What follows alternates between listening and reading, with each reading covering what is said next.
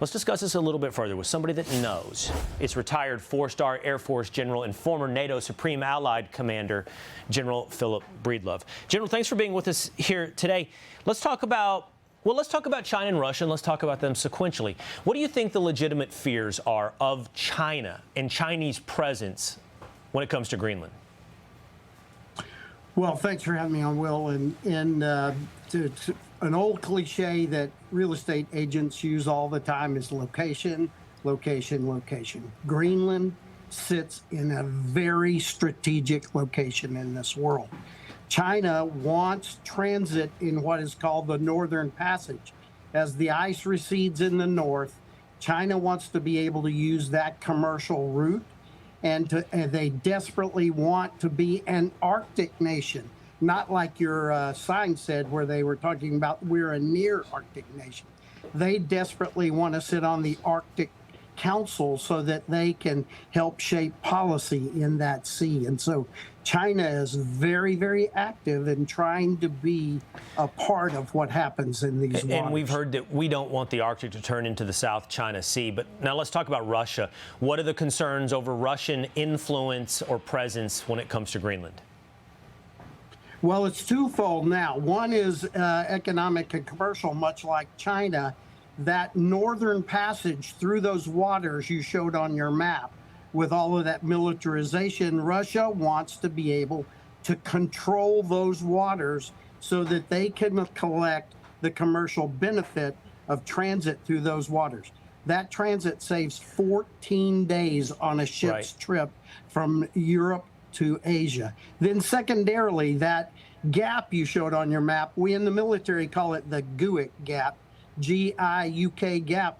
It is the gap that all of Russia's boomers and very best submarines transit into the Atlantic and to challenge America and others in the Atlantic. So militarily for Russia, it's big, as well as commercially for Russia, it's big. General, you were also the Supreme Allied Commander of NATO, so now President Trump has talked very seriously about Greenland, beyond simply buying it. And one of the concerns that many have pointed out is that would mean the end of NATO. President Trump's response is, we are NATO. The United States of America is NATO. But what would Denmark's response be if we exerted huge force in taking over Greenland? Now, the question is, do we have to own it? And President Trump has said yes. The New York Times just reported, General, that, we could do a military buildup under an agreement we had during the Cold War. We could have bases all over Greenland. So could we get these security concerns accomplished or resolved without pushing NATO to the brink? What are the values in your mind of really owning Greenland? So, Will, I'm going to offer you my opinion, and my opinion only. We can cooperate with NATO and Denmark and get this job done. There's nothing that we can't do on Greenland if we get agreement inside of Denmark and NATO that we could do different or better if we owned it. I think that that taking land from a NATO ally by force is an absolute non-starter. And so what we need to do is find that path ahead where we can cooperate. There's lots of opportunity. Cooperation will manifest that opportunity.